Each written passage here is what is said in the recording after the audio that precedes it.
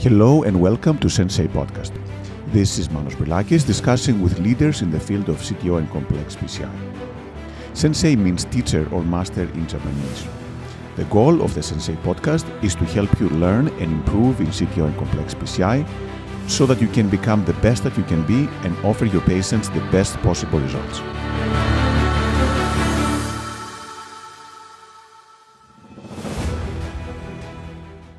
Hello everyone and welcome to Sensei Podcast. It is a great pleasure to introduce our guest today, Dr. Pierfrancesco Agostoni from HartCentrum ZNA in Middelheim in Antwerp in Belgium. A good friend, an expert CTO and complex operator for many years who taught many people about radial approach and other nuances of complex interventions. So Pierfrancesco, thank you again so much for joining us today. Oh, thank you very much, Manos. It's a dream come true to be here today for me because it's in a certain way a big achievement to be able to share with you this podium for me. So it's really an honor. Well, you've done a phenomenal work over many years. Actually, I remember even as early as 20 years ago, I think, or so, you had a meta-analysis on the radial, I think, in JAC or something like that. So you were very early on the area and working on it and making an impact. So tell us a little bit, how did things go? I know you are from Italy originally, right? And then you've been moving around. So tell us a little bit, how did your learning and your career progress? Yeah, indeed. I'm from Italy, so I did my training in medical training and cardiology training in Italy. Then, for several reasons, I had the chance to move to Belgium to do the interventional cardiology training. The idea was to go to Belgium and come back to Italy, but that never happened again afterwards. So I just stayed in Belgium, and then I had the chance to move to the Netherlands. I was in the Netherlands for about 10 years, and around 5 years ago, went back to Belgium, to the center where I was trained as a fellow. I had a big link with these centers, like emotional link, and I was able to get the link back together, and now I'm very happy to be here. Despite, I have to say, I really enjoyed my career all along the years. It was also a great period also in the Netherlands and also in Italy. So I was lucky to have good places where I had nice people around me and good environments. And I think I combined a lot. Sorry, I just finished the talk because you spoke about my meta-analysis of 20 years ago. I always enjoyed also doing research along the path. So for me, it was clinical. I tend to grow clinically, but I always enjoyed and I still enjoy doing research. Now I lead a group of fellows, not as big as yours, Manos, but we try our best. It's a phenomenal group. In the group. past, I was doing the same on my own, so I was fellow myself. And for me, doing research was always one top priority next to the priority of doing clinical work. And I think the combination of the two makes you, in a certain way, potentially better doctor, I hope. Yeah, no, absolutely. And I think, as you said, it's not very common to have people who do high-level complex PCI and at the same time are interested in the science behind it and try to promote and understand this better. So again, congratulations for combining those tools. I think it's, as you say, great benefit for the patients and for the rest of the medical community as well. But what drove you to be moving? Was it the quest to learn more, to learn from the best? I mean, because many people, right, want to train in the same place and often just stay in the same place. Was there something you always had? It just happened? What drove you to do all these trips and the learnings from different places? I would say it was a bit by chance also, in a certain way. I was always attracted by North European countries. I thought level there was a bit higher than level in the South European countries, mainly in terms of organization. I mean, you have high level physicians and some centers are top level also in South Europe, but on average, in my experience, the level is slightly lower than in North Europe. So in North Europe, you would have more warranty to achieve a higher level, let's say. So that was a bit my initial point, and then it was a bit by chance. I had a good friend of mine that had contacts with some colleagues in Belgium, and he told me, in Italy you can be here and can be good, but you don't know. I guarantee you that if you move there, you will have a faster growth and you will develop faster. And that's what happened. And I went to this place, that's the place where I'm now, and I was doing more than 500 PCI per year like the intention to treat, of course, not all were by successful, but it was the fellow growth. So sometimes the senior had to come and help me, but I was exposed to a huge number, and this number would not happen in Italy. So in the beginning, it was just a boost of PCI, and in the meanwhile, in the evening, in the weekend, in the night, was like scientific work. I was lucky in that period. We had a randomized trial, one of the first randomized trials about bare metal versus DES in vein graft. Probably you remember that because we also worked on that topic. So we were able to publish it nicely a couple of times, doing sub-analysis. And that was a lot of work done from my side. And it was mainly in the evening and in the night. Yeah, and that's a huge kudos because, again, I mean, like you said, that was the first trial ever. And then open the route for other people to do that. And how did that happen? Was it just an idea that came from you? How did you end up doing that? Basically, the idea was from my colleagues. I was just the young guy doing majority of the basic work in the beginning. Then, of course, once the database was done, once the primary endpoint was met, and we published that, then in the meanwhile, my skills as a researcher were developed. So I was able to do a lot of sub-analysis to exploit the database further. I thought it's a good database. Let's try to use it a lot to get some extra publication and also some extra analysis and stuff like that. And that's in Italy we call this salami publication. You have the salami, you just slice it, and that's a very good source of extra analysis and potentially new hypothesis generating ideas and development. So it's always good if you have a good data set to exploit it in a very deep way. And I mean you are also mastering that with your Progress CTO registry, definitely. So I think it's crucial part of our work to do this. And that's what I'm teaching also my fellows now a bit, Well, it's absolutely, and it doesn't always have to be the major New England trial. Sometimes you learn a lot from the smaller trials that can happen earlier on. And again, I think the risk trial that you did, was just phenomenal early on and opened up the way. But how did you actually learn the complex part? So you trained in many different centers and you exposed to excellent operators. What drove you to specialize in the complex PCI, let's say, versus going into structural or peripheral or other areas? Actually, let's say I was trained in the very beginning for a short time with Dr. Antonio Colombo and Professor Patrick Serrais. I think nobody has to tell anything more than the names of these two guys to know who they are. And what I liked of these two guys was their enormous aggressiveness in a good way. Like their vision was we can fix everything with PCI. So they were really pushing the boundaries. And I speak about end of the 90s, beginning of 2000, so I was really young in that period. And I saw these guys really trying to push the boundaries to a level that was, for that period, unbelievable. Nowadays, because of all the developments, it's more achievable, but in that period, they were really pushing the boundaries. And this mentality, I love that mentality, like, let's see how far we can go with our PCI. So I was not happy to do the easy things. I always wanted to do the challenging thing. Of course, you have to. I was the young guy, so I couldn't pretend to do right away the difficult stuff because the other guys were kind of breaking me a bit. Like, say, come on, stop! Don't be so pushy. You make a mess.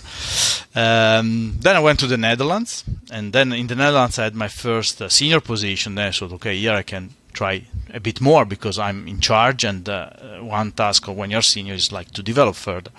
And I in that period was also starting the whole CTO story, the retrograde procedure, the Japanese techniques, and I love that. But in our center there was nobody doing these kind of things. We're just doing antegrade wiring at that period, well, the period of the miracle wires that came out. So we were using these miracles, trying to wire whatever, sometimes going out, whatever. At a certain point we had some patients that were good candidates for retro, but I was not doing retro, nobody in my center was doing retro. In the Netherlands at that period were two physicians doing retro. There are the two PIs of the Explore trial, is Jose Enriquez and René van de Schaaf. And at a certain point we had very good candidate for a retro. We had like patient with a lot of symptoms, a big right occluded and beautiful retro potential.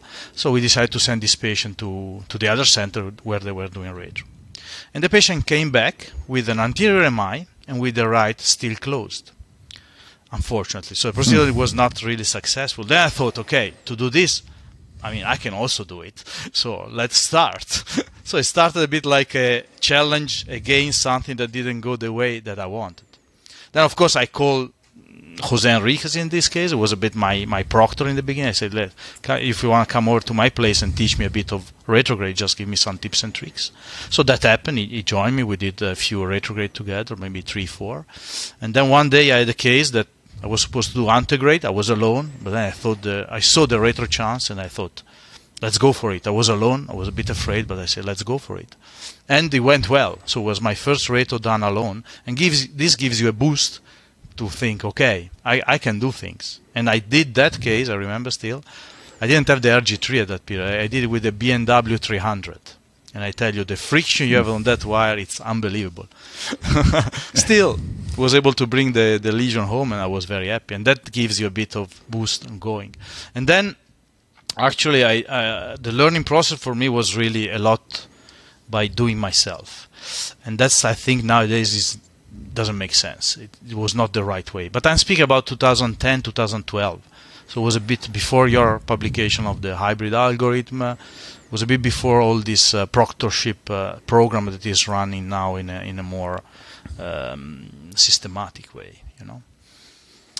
Sure, and absolutely, again, you're right. Now there's more resources, but again, at the time, things were not as organized. Actually, no one knew exactly what's the best way to go. So there's a lot of exploration and learning. But even now with proctoring, at some point you're going to be on your own, right? So you do have to be able to be comfortable understanding the nuances and doing things that you're not quite as familiar with, especially in the beginning. I think the mindset is crucial. Like at a certain point, you have to have a mindset where you make the step. You know, probably I did it a bit too early. I took some risk that maybe was not absolutely needed in my personal experience. I should have had a bit more proctoring.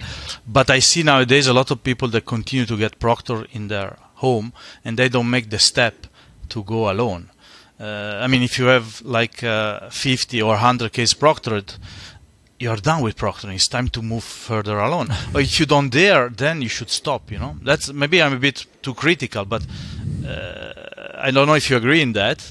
But I think that you need to make a point where you switch mindset. You say, okay, I go for it.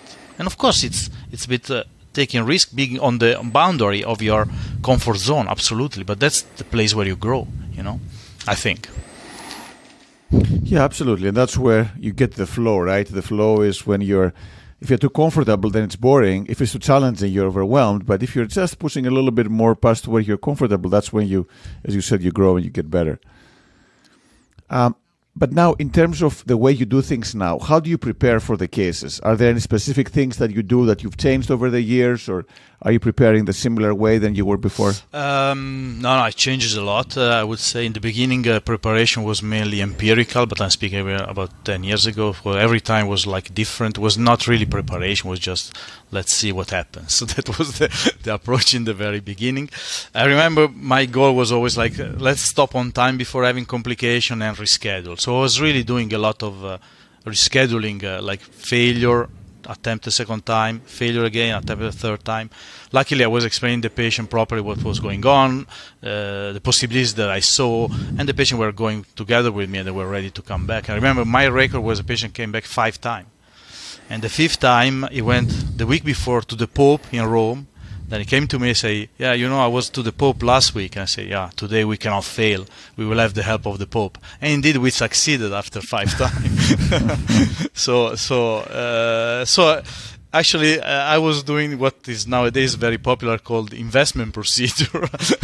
I was like a kind of pioneer, but it was not really standardized as today. But I really believed in this, reattempt second or third time.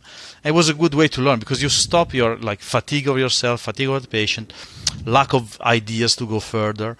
At some point, if you're like this, you just increase the chance of complication. Then it's better stop and reschedule. I was not obsessed in the beginning by the success rate. I was just focused on trying to get the vessel open, even in several attempts. That was the very beginning. Of course, then you evolve, you get better, and then you start seeing the numbers of your colleagues are further than you. You see physician having 95% success. You say, I want to get that. And then you just plan better. And that's the way I do it now. what I do is I pick it up from a book about kite surfing. It's called mental imaging. So basically, when I see the procedure, I see the baseline angiogram the day before or 2 days before or whatever it is, like, but in any case, in advance before of the intervention itself, and I figure out in my mind all the steps, but like visually, you know, like I wanna do, I don't know, knuckle from this part to this part. So I see myself like handling the wire, making the knuckle, pushing the knuckle further, stuff like that, and I figure myself what's happening in the coronary arteries. And if something doesn't go, then I make a plan B. If the plan B doesn't go, make a plan C. And this all like mentally visualize in my mind. That's what I do. And I like this because I pick it up from this book about kite surfing, how to figure out in your mind the thing. And it works. I even sometimes dream about the CTO that I have to do the day after, sorry. I don't know if it's good or bad, but it happens. Well, they do say that if you sleep on something, then your brain works on it subconsciously. So when you wake up, you often have a solution for the potential problem, right? So actually, this is a great technique. Maybe we should have everyone sleep on the CTO, and then maybe things will be going better. So you never know. I think it's good to prepare if it's possible, the 1 or 2 days before. Not, of course, you have to prepare it. Nowadays, majority prepare just like 1 hour before. But if you have time to prepare it 1 or 2 days before, I think it's even better. You know, like sit in front of the angiogram and make this kind of mental process large in advance is good, I think. Perfect. Well, you can never plan enough, so this is perfect. Now, how are you feeling now? Now, you've been many years, you're doing this at a very high level. How do you feel about learning? Are you feeling you've maxed out your learning? There are still things you're working out and you're learning. How are things progressing those days? I think learning is a never-ending process, so you never stop, and by going to congresses and speaking with colleagues, you always pick up new tools, new techniques. Just for example, yesterday we had to close a bypass after reopening the native right, and we used a technique that I learned like 1 year ago when I was in Turkey at a congress. So this technique was very cheap, very easy to do, and I just picked it up last year. I said, yeah, that's interesting. I never did, and yesterday I had the perfect case where I could apply that. So just to give an example, you just always pick up new techniques, new developments. Also, case repos that are published in our journals are also very good source of developments, techniques. So you never stop learning. It's good to continuously read, go to congresses, listen. Of course, what you pick up is less and less in the sense that majority of the things you know, but it's always like coming up 1-2% extra that is always worth, and that is something that I like to keep an open mind on the things. So of course I have my ideas. They can be criticized, and I know that are criticized the way I do CTO. But I'm ready to kind of switch when I see things that can be better, And I think this is very important in general. So actually curious, what was the technique for closing the vein graft? What was the different techniques from the user? You got me fascinated now. Yeah, I mean, you have like the classical plug or the coils, but they are expensive. This technique was just you cut a balloon, the proximal part of the balloon, and you make out of the balloon kind of a condom, let's call it. And you put this balloon over a stent, okay? And then you bring the stent halfway in the graft, you inflate the stent, and this will also inflate the balloon that will go against the vessel wall, the vein graft wall. And then you have like at the end a parachute that will block the blood flow. So that's a very cheap way to close a graft. That's very, very cool. You should publish. I don't think I've seen it published, so you should definitely publish. This is a great way to do it. It's not my idea, so actually I should, but I don't remember who mentioned this. It was in a Turkish congress who was a Turkish colleague, but I don't remember his name. So we took pictures of all the steps that we did. We have very nice imaging, so indeed we were thinking about publishing, but I should kind of find the name of the guy that presented this last year in Turkey to give the merit to him, because it's not my idea. I just put it in practice. So I will try to find the name. No, this is perfect. And again, this is one of those things, as you said, that you don't You don't. We are spoiled in a way that we have all the equipment available to us, so there's no huge necessity to do it. But sometimes even in experience centers that have everything, you may not have the coils or the plugs, and it's good to have ideas about how to take care of things. Yeah, also in my center, we are very careful to the economical aspect. So if I can have a solution that is much cheaper than others, my colleagues are very happy. So as long as CTO is already relatively expensive procedure because of the material, if I can save some money, that's something that matches well with the group, let's say. So absolutely. And as you say, there's optimizing safety obviously first, success second, but then efficiency and cost are also very important topics as well. Now, Pierfrancesco, how do you deal with complications when you have something go the wrong way? How do you deal with that? Yeah, this is something that I have to say. I think there is one part that is the acute phase, like you have to fix the complication. That's crucial, of course. So at that moment, usually the nurses, they realize that there is a complication because I like to make jokes during the procedure, keep a easy atmosphere in the castle, speak with the patient, speak with the nurses, with the fellow, make jokes, explaining. Then at a certain point, the nurses see that I get serious and they think, okay, then there's something going on, and then they activate themselves already. So I just start shouting around, yeah, let's take this, take the echo, bring this in, bring this, that. So I try to call all the material or other tools that I need. Like in a second, I call them all, and the nurses are a bit, let's say, confused because they say, okay, what do you want first, the echo or some other, or a cover stand? So it doesn't matter, bring everything. Just the thing is, I want everybody like 100% present. Like now there is an issue, we have to fix the issue, so we have to be 100% present. No jokes anymore, let's run and fix the problem. And then, of course, hopefully you fix the problem. Nowadays we can fix majority of the problems. And then there is the second phase, that is be ready to face the patient after the complication.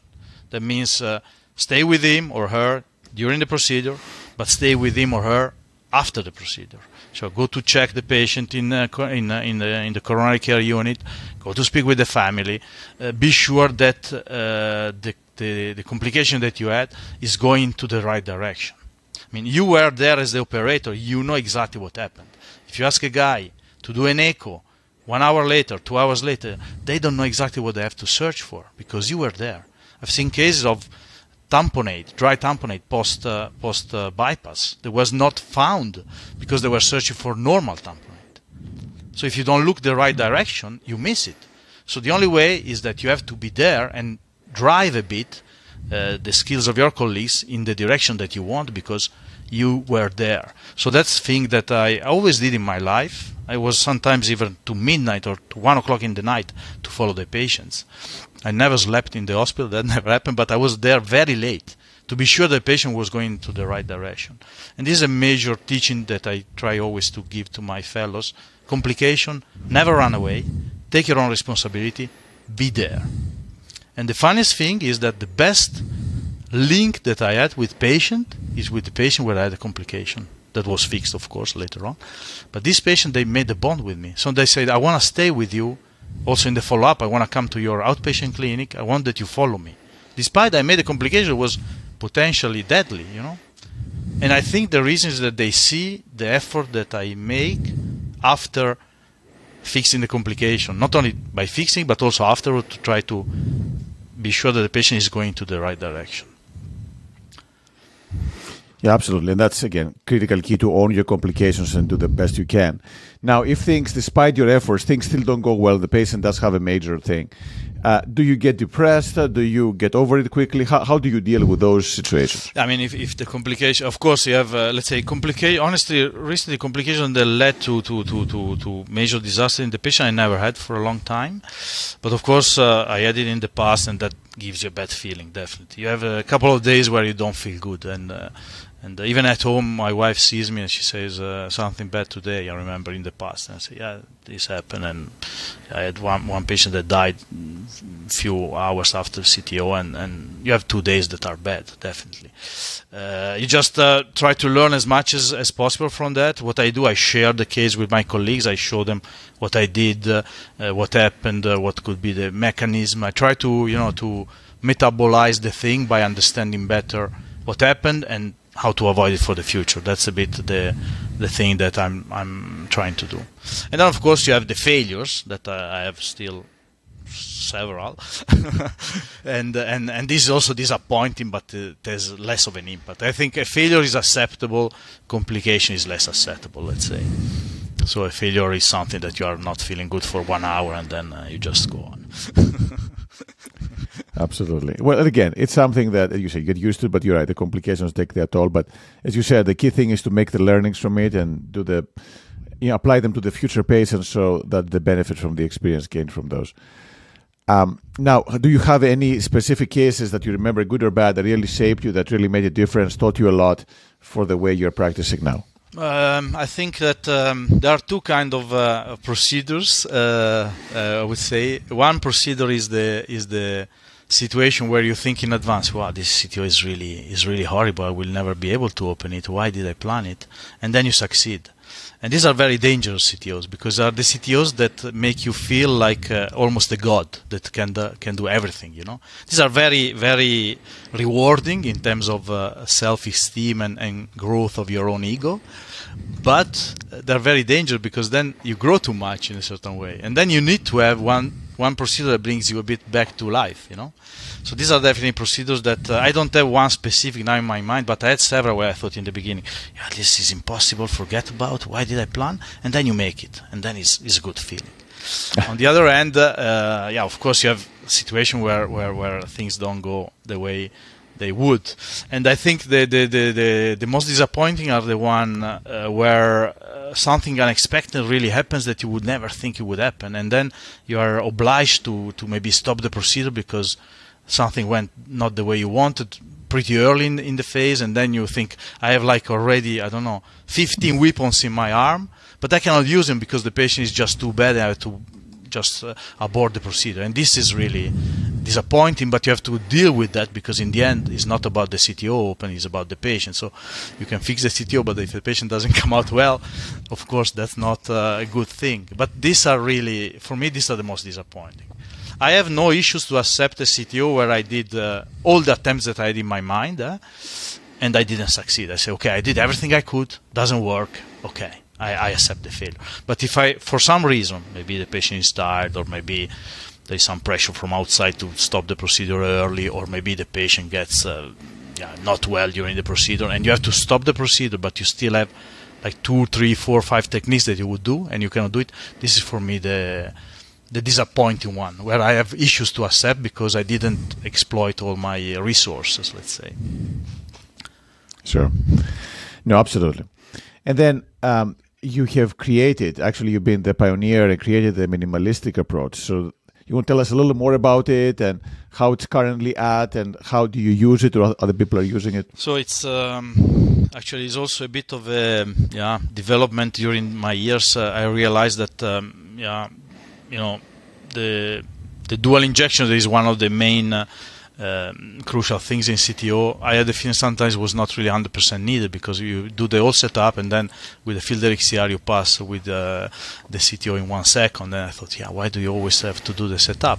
Meanwhile you pass so easy. So I thought, why don't we just give it a try to in some CTO, the one that you think that it can work, just to try it like this, what I call blind wiring nowadays. And that was a bit the first step. Then I thought also in the retro case, I thought, if I have to go retro, and I know that retro is the way to go, why should I start ante? Meanwhile, I need mainly to go first retro. So I thought, okay, let's first go retro and then do the antegrade phase. So I changed a bit the way classical CTO were done, and then I slowly we build up the whole algorithm. I don't think it's the purpose of this talk to go in details in the algorithm, but it was just a bit of a different approach. And of course, there was a big focus on going radial, or let's say going from the wrist, and downsizing the catheter as much as possible.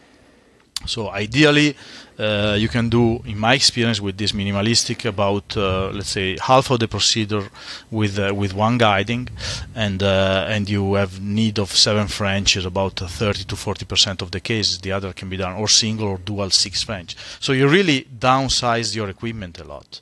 And in my experience, but okay, I developed this in the years, so there is a lot of work behind the scenes in terms of experience. I have more than 90% success rate, and the complication for me is pretty much close to the one on the literature in other registries. So I have to say, in the beginning I thought, yeah, this is the way to go, but now I don't want to say it anymore because it remains a bit of a out of the box thinking. But in my own hospital, in my own hand, it works properly. So I don't see a reason why I shouldn't do it in my own hospital. So I keep it now like this. Let's say I'm less pushing it outwards. If someone wants to try, of course, welcome to do it. I have some colleagues that are a bit my followers, let's say like this. They are doing that and they are happy with that. But you have to be open-minded and have a good view on it. And I think it's possible, but I don't want to convince the world. But in my own hospital it works, so I don't see why I shouldn't do it, Absolutely. And this is perfect. I guess having that flexibility and having that creativity and thinking outside the box and finding new things, that's great. As you say, it may not be for everyone, but it's definitely good to understand better, what we're doing and are there ways to improve it in different aspects, whether it's access, whether it's guides, whatever. I think in terms of radial approach, I'm already very, very happy that we pushed a bit the boundaries 5-6 years ago with radial, and that period was like femoral was the way to go for CTO. And nowadays, if you see at the congresses, that has switched a lot. For me, that already is a major achievement, that a lot of physicians start be radial in a routine way for CTO. It's something already very, very interesting. I remember Gabriele Gasparini, good friend of mine, I think he was also in the podcast here. 4 or 5 years ago, he was always joking with me, "You are radial, you are crazy. Radial is not the way to go for CTO." And now he's like going around speaking only about that. So for me, it's good. Jo Dance, the same. He said in the beginning always femoral, then sometimes cases where he thinks there is some chance, just go radial. So that's is a stepwise phenomenon, and I think that regarding the access, there is no discussion that radial is better than femoral. That is, for me, no discussion. Then, if you feel more confident going femoral, it's also okay, because you have to feel confident. So it's important that. But if you can make the switch and you believe in it, why not? Sure. No, I think the main thing is to have the options, as you say, to be able to go radial. Some cases may still be better with femoral or maybe with radial, but the safety, that's a big part, and that's where the radial has the potential advantage. So it's a great thing to see, and with color and for CTO now there are some trials as well showing very, very positive data for radial. So I think overall the radial has been used not just for CTO but for everything. The use has significantly increased, and I think in Europe it has always been on the high end. In the US there's a lag time, but I think even in the US now there's much more radial PCI than it was before. But that brings us to the teaching, and now you taught many fellows in many years, in many places, both in clinical work and as in research. So when you select the fellows you train, what do you look for? I think for me what I like the most is what we call, me and another colleague that we run a bit this project together, is like an internal fire. You want to see like a sparkle inside, this willingness to go to the next level, and this is something that not everybody has. Some fellows, they come to us and they think that just because they are physically around us they will become better, but that's not the case. It's not like because you are with me that you will become better. You have to become better yourself by pushing yourself one step further. I can help you in the process, but it's your internal sparkle that will bring you further, and that's something we look at. We like this sparkle in the young physician, this willingness to push the boundaries, to go to the next level. And also what I like a lot is like if they are autonomous, if they dare to do things. I don't like that they ask me, should I do this, can I call that guy, can I talk to just do it, I like this mentality, and that's what we search a bit more in the fellows. And how important is the dexterity? The people are very good at their hands or not? Is that a big part of it, or is it something that people can learn down the line? So say it again. What is that? So the manual dexterity, like how well people are dealing with their hands. If they're good with their hands, can they move equipment well? Is that a big part of your decision, or not a big deal? Yeah, I find it very difficult. I think that for me, PCI is at least 50% mind and 50% hand, even more than 50% mind. So I think the end will come, you know. So for me, it's not the crucial thing in the beginning. I want to see people that think the right way, and I think that with the training, then the ends will also come. Of course, if they are already skilled on their own with the ends, it's better, it's faster. But I don't think it's something that is crucial. Also, it's very difficult to evaluate because most of the time we get the fellows without really having seen them working practically. So it's a bit of a jump in the dark, let's say. So they come to our center, and then we realize when they are there what's their level, you know. And we are like working a bit of a stepwise fashion. Like first of all, very stupid thing, but first for interventional cardiology you have to be able to do a proper coronary angiogram in every situation. Post-bypass patient, aberrant coronary arteries, whatever it is, and proper coronary angiogram means to get the right views of the right problem. Not only the classical views, but tailored views. So when I see that my fellows start to tailor the views because they see a CTO and they say, I want to see the collaterals, I want to see how the vessel develops after the CTO, this kind of stuff, then they start thinking. And then it's good. And this something happens in a later phase. First, they are only focused on putting the catheter in and do the 4 or 5 injections that are typical, you know. And for me, the mental process is more important than the ends. I mean, they go together, but the mental process is also very crucial. And not everybody has that. And how do you teach them the mental process? Do you ask them to explain to you what they're doing? How can you help them develop that mental skills to do the thinking? Yeah, it's a good point. It's a bit of a combination of, try to tell them what can be better in this situation and what can be improved, what did you good, what did you wrong, and also a bit of like jumping myself into the procedure and showing them a bit the way it should go. For me also one very important part is like they try something, they cannot do it. For me it's mandatory that I go inside the cath lab and try myself. 2 reasons. One is if I achieve the success of that specific part very easily, then they realize that they have to get better. But if I don't get it also, okay, it's possible that I'm not good enough, but then gives them like some trust. They say, okay, even the senior didn't achieve that. So that is difficult, you know. So I always want to be sure that they try their own. If they don't succeed, I try myself, just to give the feedback and to show what happens in hands that are a bit more expert at their own hands. And I think it's a crucial step this for a senior. Of course, sometimes you're outside, you don't want to dress up, go in because you have other things to do.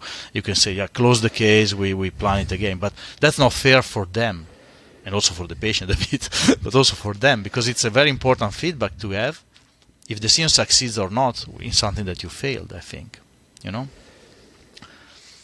Absolutely. That's a great point. Always try to see what is it. Is it their own skills or is it something more than that? But in terms of the actual teaching, what are the things that you find the most difficult? Is it a specific technique? Is it a specific? What is the most difficult thing to teach in CTO or in general PCI and complex PCI? That's a difficult question. I think it's again, I think it's the mindset. They have to realize that there are several things that you have to take care of. There are the technical aspect, there are also the clinical aspect, and I like that they try to combine them. You know, sometimes we as interventionalists are too much focused.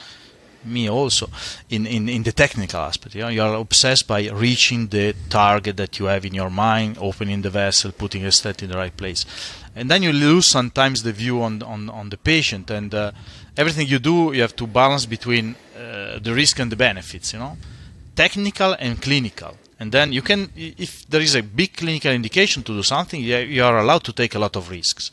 But if there is a poor clinical indication, you shouldn't take too many risks. You can give it a try, but if you fail, you should say, okay, I accept the thing that didn't go as I wanted. I speak of details. I'm not speaking of the main procedure, but sometimes to optimize the procedure, how far you want to optimize the procedure, you have to look at the big picture, you know, how old is the patient, how important are the symptoms and stuff like that. Because sometimes then you just go above the limit, you take too many risks, and then the situation degenerates. And this is something that for me is very difficult to teach, also because sometimes I'm the first one doing errors in that, because I always want to get the best possible result, but sometimes it can be counterproductive to strive always to absolute perfection. So the combination of the clinical need, the patient status, and the technical needs, it's something that for me is difficult to teach. And I try always to be critical to myself and to the work of my fellows on that. And I want them to be as critical as I am in a certain way.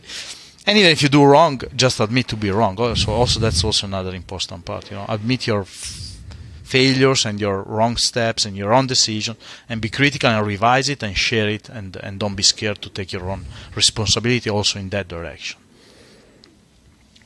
Perfect. And then switching a little bit gears, so you obviously do great cases, but as mentioned before, I think you published close to 1,000 papers. I mean, one of the most published interventions in the world. So how did you learn to do that? How did you learn to think about the study and then do it and then actually write it up and present it and get it accepted? How did that happen? Yeah, I was lucky. I was like it happened when I was very young. So I remember I was like medical student or just got the title of doctor, and with a very good friend of mine, Giuseppe Biondi Zoccai, that is now in Italy, in Rome, is publishing like crazy. The guy, we are together at university, and I was really much into publication, and I just followed him a bit. And I remember we started writing letters, like letters of comment.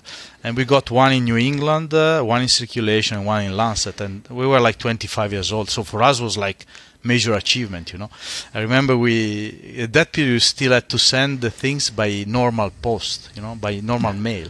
So I got back the envelope of the New England, of the first letter, and I saw it, and I said, wow, fantastic, with the logo of the New England on top and stuff. So I opened very carefully, opened it up, and I read, yeah, your letter is accepted. I was running around the house for the happiness, jumping and stuff like that. So my uncle was there, what happened? Yeah, I got the paper. Yeah, then you get a bottle of champagne. Yeah, that's great. Fantastic. So we started a bit like a joke, but then we got, maybe because we were lucky, we got the things accepted. That gives you like a feeling of self-confidence, let's say. Then we say, okay, we got a paper in New England. Okay, it's a letter, but still, our name is in the New England. Let's go further. Then my friend went into the meta-analysis field. At that period, was really a pioneer. It was 2005, 6 or 4, and I learned from it that. And then we just did meta-analysis, publishing like this. We didn't have our own data, our own patient. We were very young, just in the beginning of cardiology training. And then with the meta-analysis, we got very good publication. One is the one of the radar you mentioned before, and there were several. And then slowly you build up skills. And I went together with you in 2001 or something to a statistics course in Rotterdam. We met there. So you were also like small world cardiology training, I think, in that period or whatever it was. So yep. We just ended up in Rotterdam for 3 weeks. Sorry, it was during my holiday. I think for you the same. So I invested as you. My holiday, instead of going to party to Ibiza or whatever, I went 3 weeks in Rotterdam. That for the summer is not really the best place to party, to learn statistics. But this then gives you back the chances. So it was like a bit of a combination of luck, having good friends around me, own investment, doing these kind of things, and then then just try and do it, And I remember this meta-analysis of the radar, that was my first real publication that went very well. It is the most quoted paper I have. It took me 1 year to write it. It was a lot of Saturday and Sunday during my training in cardiology, spending on the computer, collecting all the papers about radial. I had all the literature about radial in my house. At the period, it was printing a lot, so it was all on paper, so pure tree. The trees was not very, how do you say, friendly from the environment, but okay. But I had all the literature about radial in my own house, and I was knowing everything. I was reading everything. But that was at the cost of like skipping a party with friends, skipping a nice weekend around. It was just behind the computer. So there is definitely some extra push that you have to put. And but if you do that, then you learn. And then next meta-analysis took me 2 months to write, and the third one took me 2 weeks to write. So then it's progress. It's like doing PCI, First PCI you freak out, you think it's very difficult, and then after 1,000 you're good and you can do almost everything. And how did you learn to do statistics? I know you obviously went to that course together. You write the Niches, I think, right? The Niches course in Rotterdam, which was great. But obviously, a course, no one would not do it. So how did you learn the statistical part? Was it by yourself? Someone taught you? Yeah, a lot of combination with this friend of mine, Giuseppe Biondizzoccai. So we were sharing a lot of ideas, and it was a lot of trial and errors. Just get the package, the POS-PSS was the most common one. I was just playing with the numbers and try to do things. And I remember at a certain point we wanted to, I don't remember when I used it, but it was like in a certain situation we heard about this propensity score. It appeared was a bit something new. Nowadays is overused in a certain way, but I thought, okay, let's give it a try. And then I read some papers, and I was trying myself to do it, and then it worked, and then we put it in the paper. And of course that at the period, because it was a bit fashionable, gets more recognition in terms of reviewers and stuff, and it was just like this, And then we were even giving courses about statistics to other colleagues at a certain point, because one thing is getting statistics from the statistician, one thing is getting statistics from a colleague that understands a bit better what you want to search in your data. So we wanted to kind of fill the gap, having some physicians that explain in easier words the thing to their own colleagues. And so that also happened in a certain part of my life. So we're giving these courses that were very well appreciated in Europe for a period. So obviously, as you said, a lot of weekends, nights, free time gone. Do you regret it? Do you regret spending all the time doing this work? Or if you would start again, you would do the same thing? I don't regret it. For me, it's a passion. It's like a hobby. So I still do a lot of work outside working hours. My wife and kids complain sometimes, but that's it's like a hobby. I don't really have major hobbies. I like sport. I do 1 hour sport per day, but for the rest, my work, not everything. Outpatient clinic, I don't like so much, but everything what is about preparing the PCIs and writing manuscript or correcting manuscript, doing analysis and stuff like that is something that it's a hobby. So it's like a drug, I would say. I'm addicted to that. It's very difficult to get loose. So I don't regret it at all. No, this is perfect. As you said again, this is a unique combination of the clinical and the research. But speaking of that, and the many commitments and the things you are doing, writing papers, doing the cases, traveling around, teaching people, how do you keep in good shape to do all that? You mentioned before exercise. What do you do? Do you do kite surfing, you mentioned? Yeah, that's something we do only on holiday. And with COVID, we stopped a bit. We hope to pick it up, because also it's difficult with the small kids. We have to combine everything, but hopefully we can pick it up. Now, what I do in the last years is CrossFit. That is a very good way to keep in shape for me. 1 hour per day, not every day, maybe 3-4 times per week. Sometimes I go for a run. But I think CrossFit is very good for the core, and doing PCI, mainly if you do biradial and you have to bend on the patient, you have to go to the other axis, your back is under stress. So keeping the core strong is very important. So what I like about the CrossFit is that is like a bit of a activity that increase a bit your muscular strength, and there's a lot of focus on the core. I think it's good. And actually I had some back pain in the past before CrossFit. Since I do CrossFit, back pain is totally gone. So it's definitely something that makes you feel good mentally, physically. If you work on the diet also, you can lose some weight. So it's it's a lot of extra plus point and no negative points. So I would recommend everybody to find a sport that is good, because it's worth to do it, and you need it in the cath lab, I think. So how do you learn that? Do you have a trainer? How do you actually learn doing those? Because there's some risk, right? It's doing these exercises if you don't do them properly. No, we just go to a gym, and I go with my colleague, so we do it together. That's also good. So we after work we just go together, and one day I don't want and he wants and he push me. The other day is the other way around. So it's good to combine together, and then you push each other.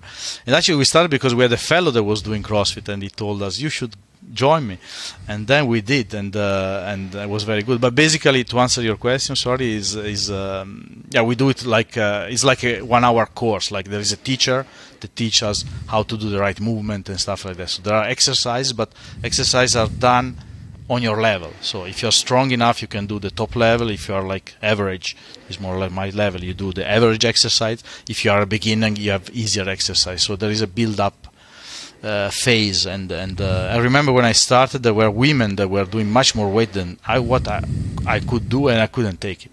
I'm a bit old-fashioned in that. For me, like, shouldn't say it, but women, I always see them physically less strong, but there were women that were much stronger than me.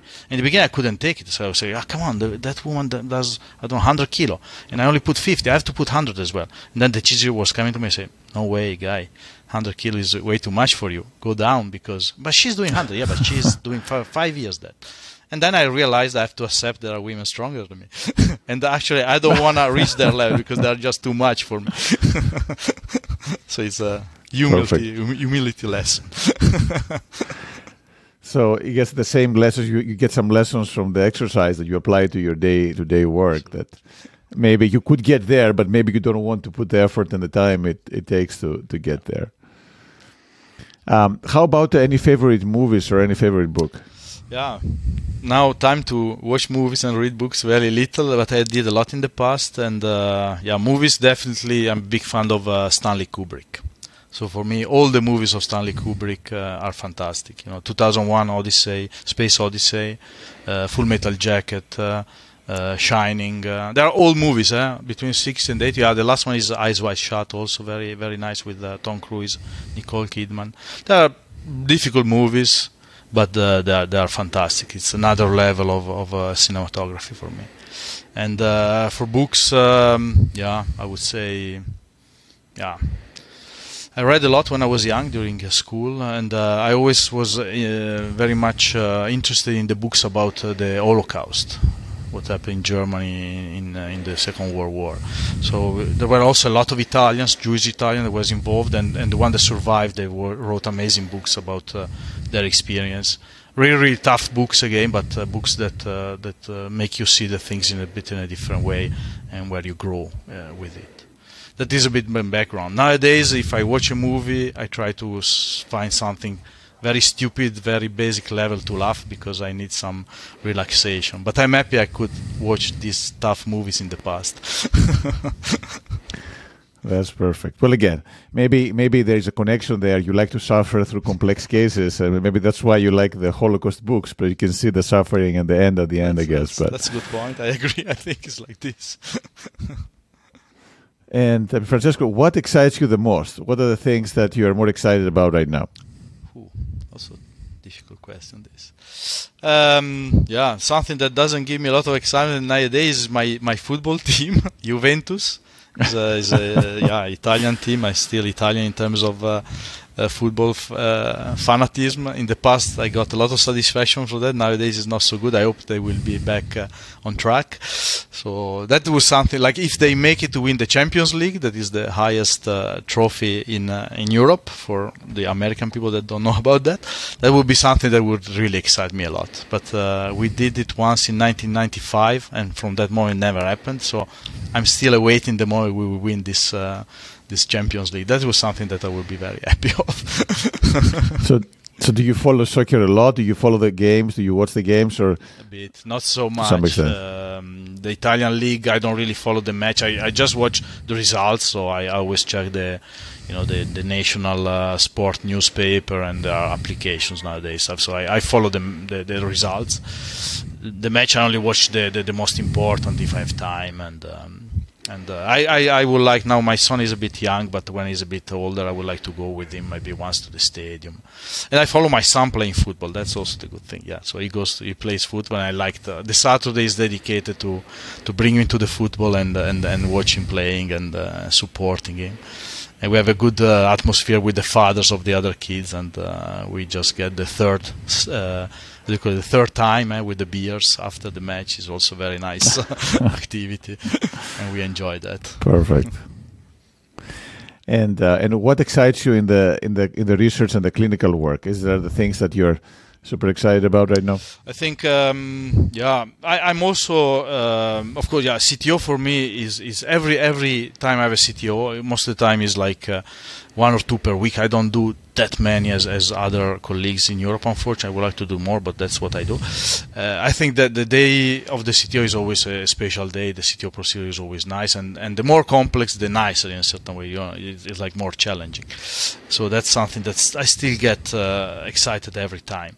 In terms of research, I enjoy seeing my fellows growing and producing more and more, and seeing that what I had in the past, this like growth in terms of getting skilled in write the paper, I see them in the fellows, and that's something that really is rewarding. I like to see them growing, getting better, and then achieving things. Like I see the fellows, they come to me, then they go to another center and they do well, and I hear feedback from colleagues in the other center. Yeah, your fellow is doing very good. It's a fantastic feeling, because it means that the investment you did on them pays back, for them mainly, but also for me, because it's just rewarding. So that's something that I really, really enjoy.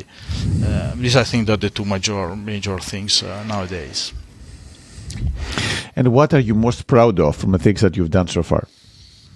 I think that this training of the fellows is something that gives a lot of reward. I think, seeing them growing, getting a nice position, getting recognized, getting as faculty in the big congresses, and knowing that there were young fellows under me, it's something that makes me proud. Getting their name in big journals and stuff like that is something that really gets me proud. I have fellows that after my fellowship they got much better than me in terms of publication. That's fantastic. So they achieve things that I didn't achieve, and someone can be jealous, but that's not the case for me. I'm just happy for them, and I think I gave my small contribution to that. So I feel a bit how do you say? Yeah, responsible in a good way, So that's something. It's like being their father. Yeah, it's a bit like scientific father. I prefer to call myself big brother, because I like to play the young guy. So also we try to create a good atmosphere. We also like to go out for dinner, having beers together. Sometimes we even play padel or other stuff together. So we try to keep an atmosphere of more friendship than like hierarchical status, and I have to say that in 90% of the cases this way pays back a lot, and the contacts we keep with these fellows is also good in the year, and this is something that I'm very proud of. Wonderful. Well, again, you've done a phenomenal work on so many areas and taught so many people. If you had to give some last minute advice, like what would be the key things that you would recommend to people who want to learn the complex PCI, but also the research part as well? What would you recommend to them to do to be successful like you have been? I think one point is that nothing is given for free. So first of all, you have to put a lot of effort in that. So you have to be ready, depending on the level of your skills, but you have to be ready to invest extra time. This is something that you don't learn if you work like 8 to 5 days per week. That's the basics. So you to reach something, you need to add on it also in terms of time. So if you want to publish a lot and do complex procedure, forget about doing that in 40 hours per week. So you have to be ready at least for part of your life to invest more. That's the first step, and then the second is what I mentioned before, this mindset for me, like have the right mindset, meaning push the boundaries, like be able to push yourself to the next level, be on the border between confident and not confident, and that's the place where you grow.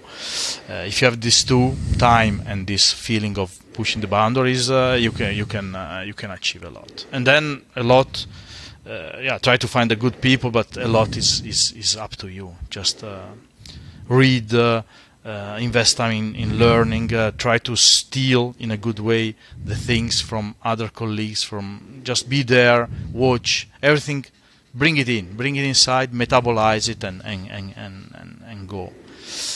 Because nowadays time to teach is getting less and less, so it's a lot of learning by doing, by watching, by just like this, I would say. Perfect. Well, again, as you said, I mean, you have to put the effort, and I think it's an optimistic message, because what you're saying is that a lot of it depends on you. If you want to do something, if you put your mind to it and you focus on it and you work hard at it and find the connections, try to push yourself, then you're very likely to be successful and get this done, and you're going to grow. So it's a message that, it's not just random, it's not given to you, but if you work hard, you'll be successful. Yeah, I fully agree. I think that's the way. Of course, it's not easy. It takes time, and I see that mainly in Italy, some people watch me as someone that achieved something, because something I achieved, I think.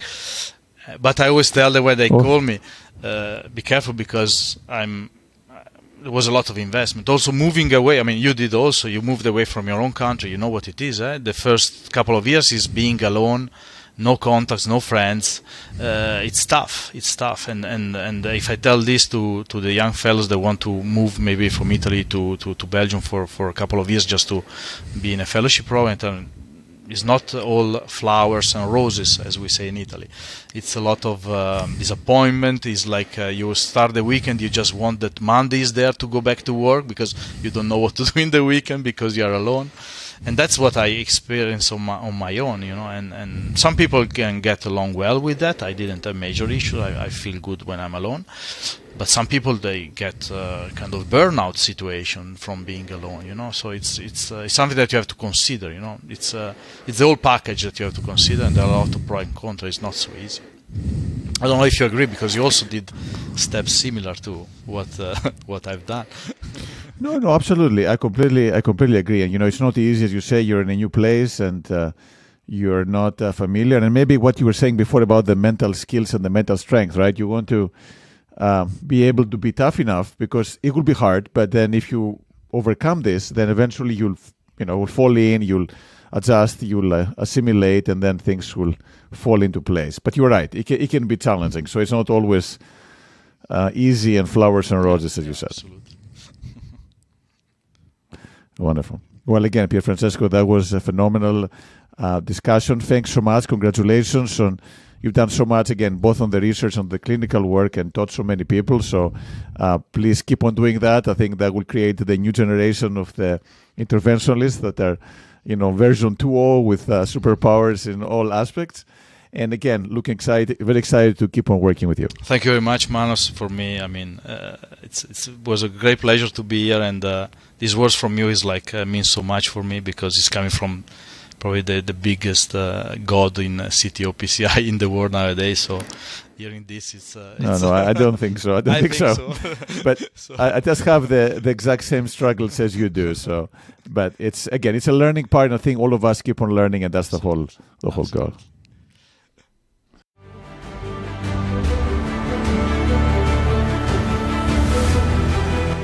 Thank you for listening to the Sensei podcast.